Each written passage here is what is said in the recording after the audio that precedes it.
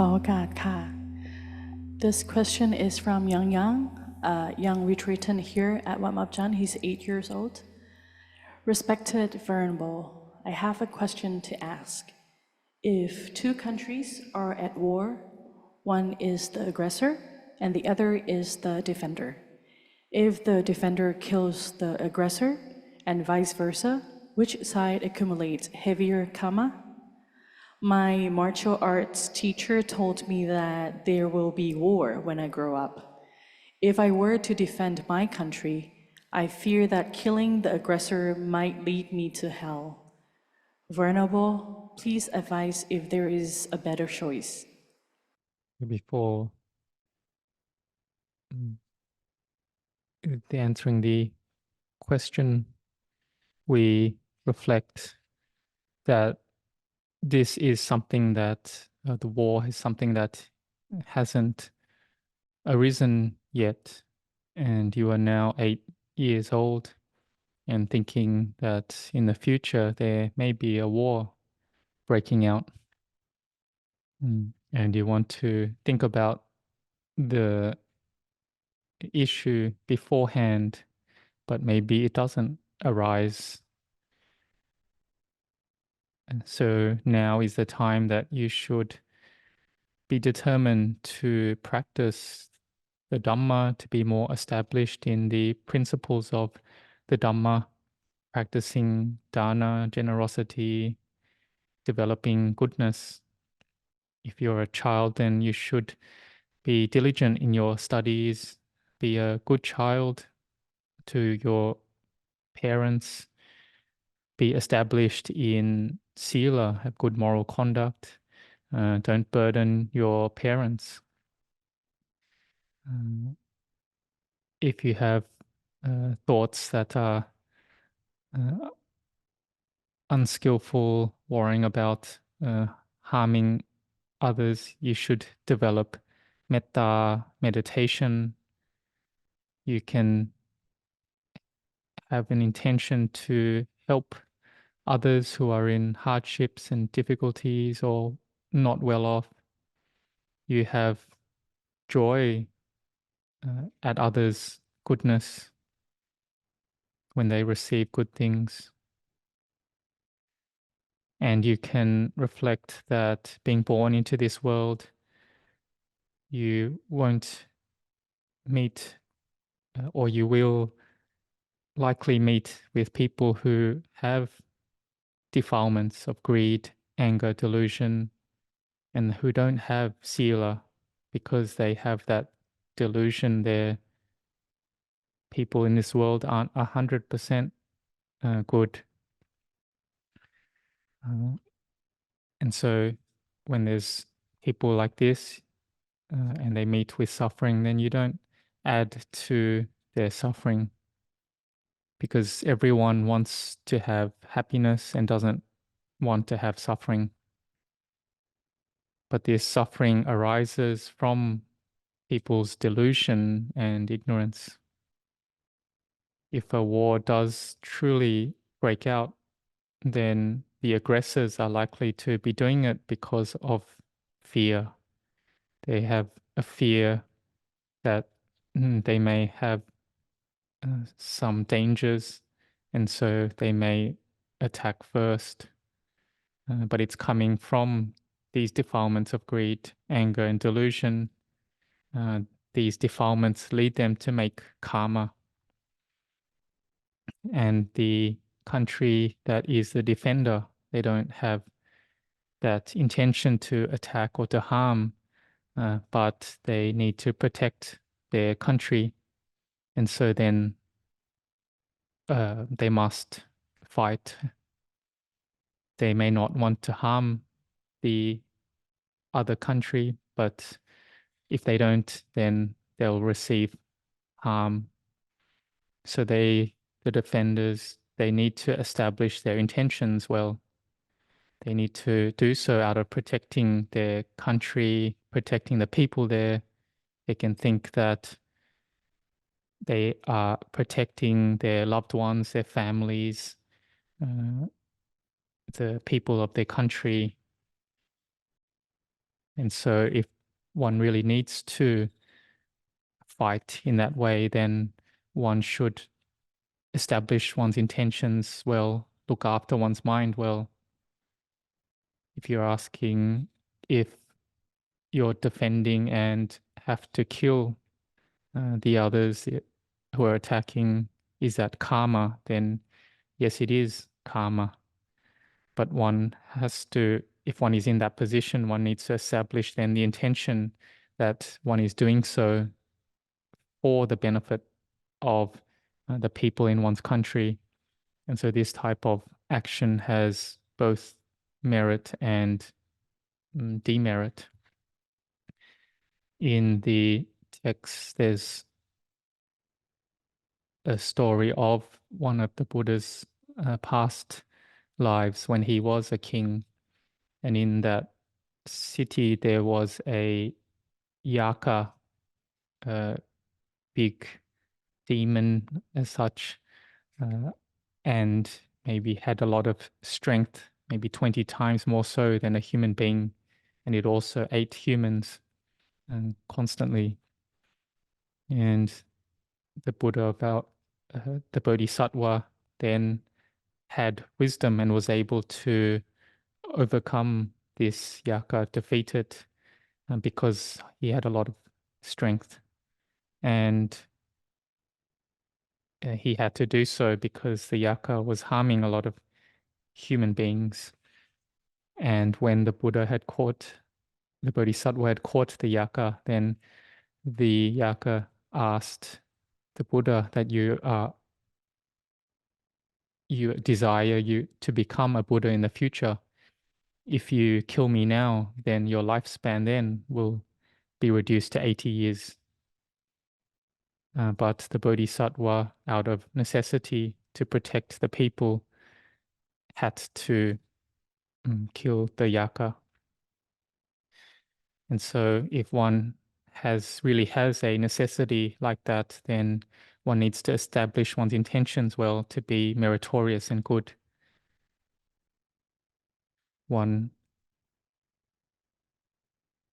If one has to defend one's country, then one establishes the intention that one is doing it in order to protect and not to let the people who are coming to harm good people, not to let them do bad karma.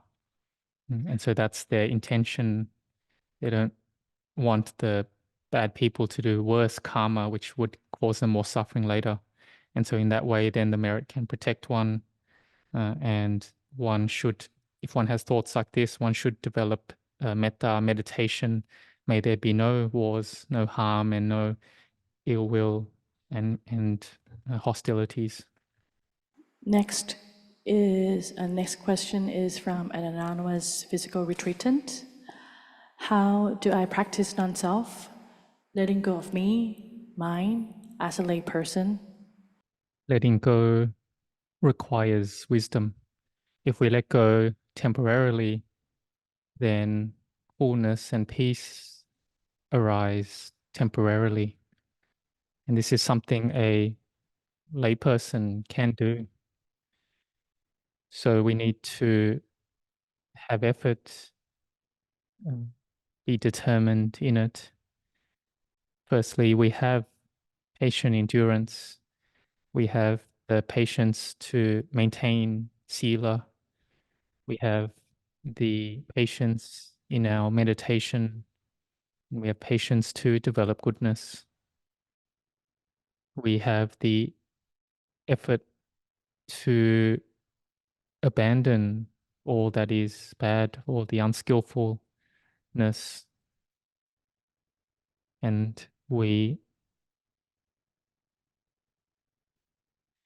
are like born anew. Firstly, we're born as just an ordinary worldly being who has all the defilements that does everything out of a sense of self. And this causes suffering to arise. We're full of jealousy and envy, all the defilements This is on the level of a worldly, ordinary being.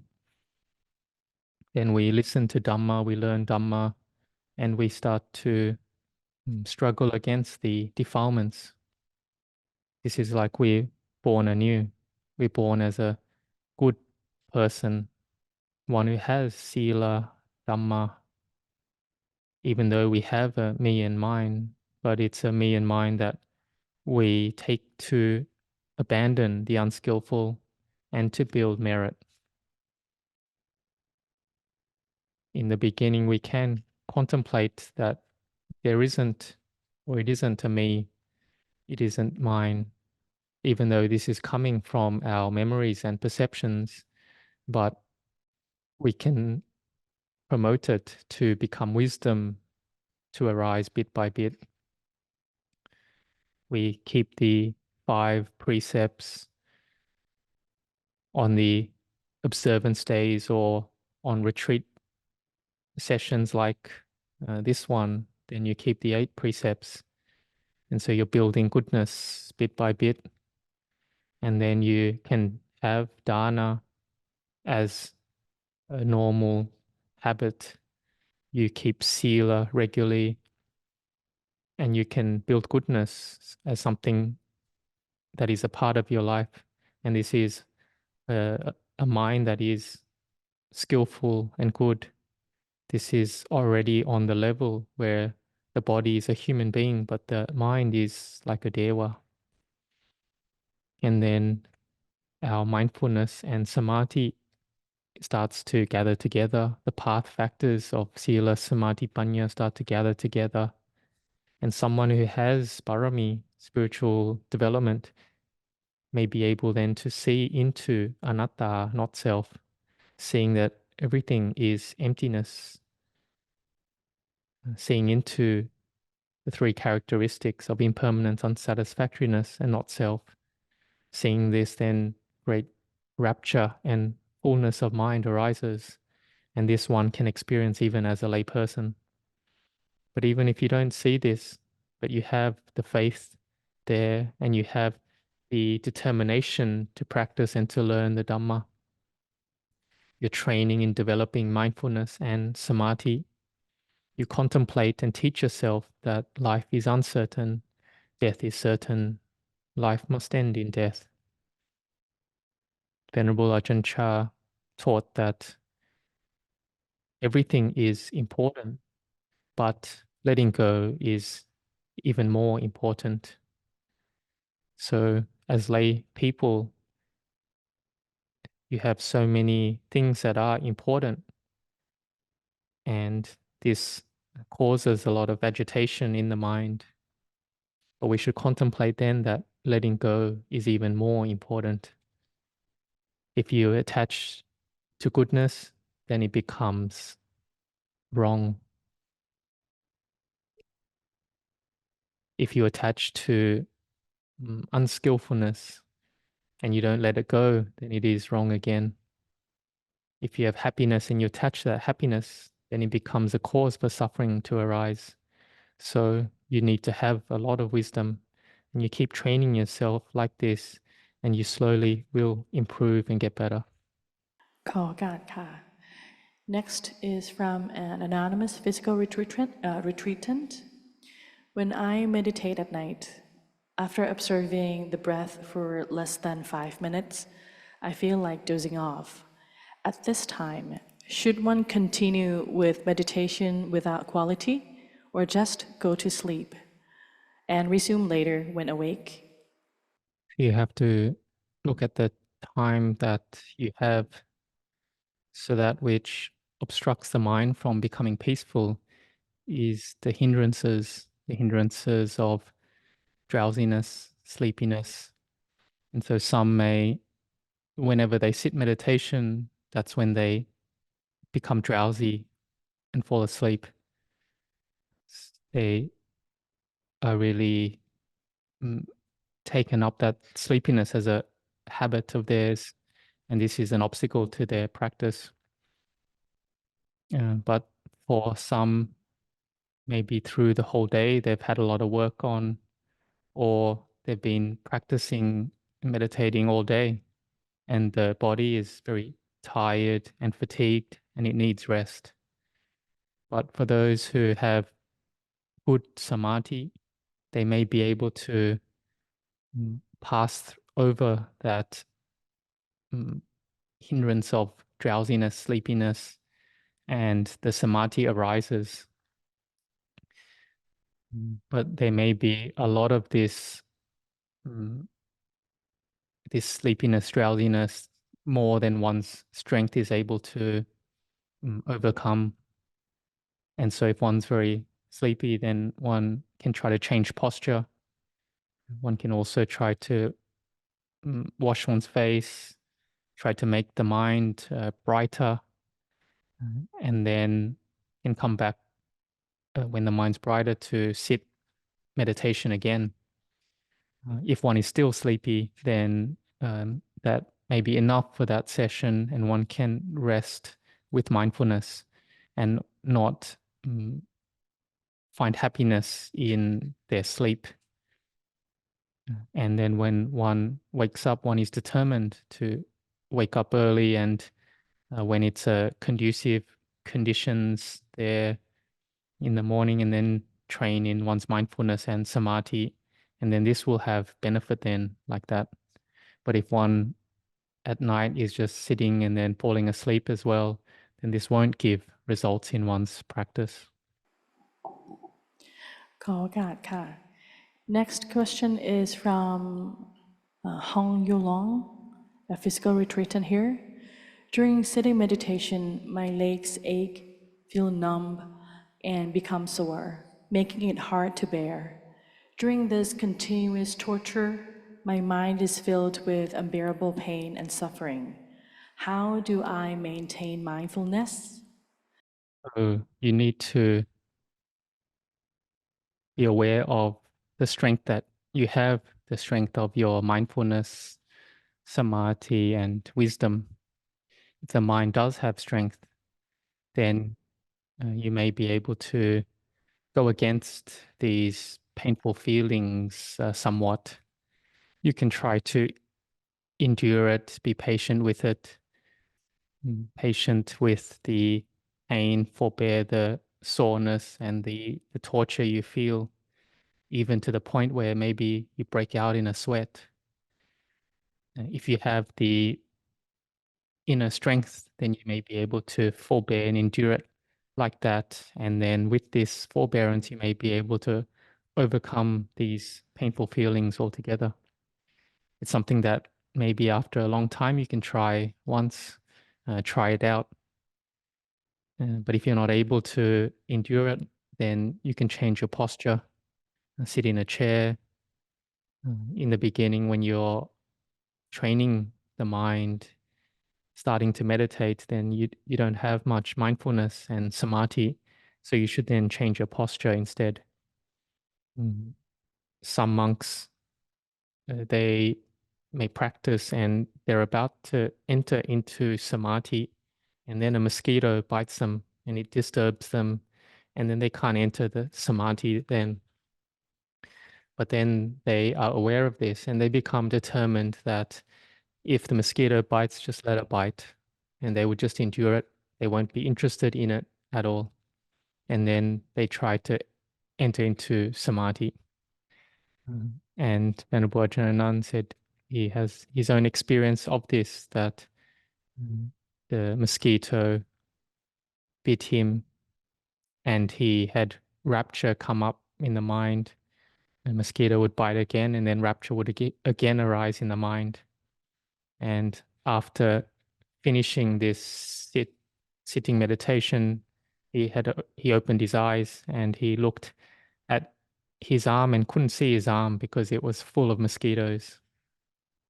So if one has good samadhi, then it is able to help one assist like this. But if you don't have that forbearance, then you should change posture. It's better to change posture. But you can slowly improve your inner strength. And when you're practicing in order to develop mindfulness and wisdom. not just to endure pain. So you can have to see your own strength of mind. If you're not able to do it, then you change posture. But those who have more strength will be able to endure more and go against that pain. But you should do it just at the right level.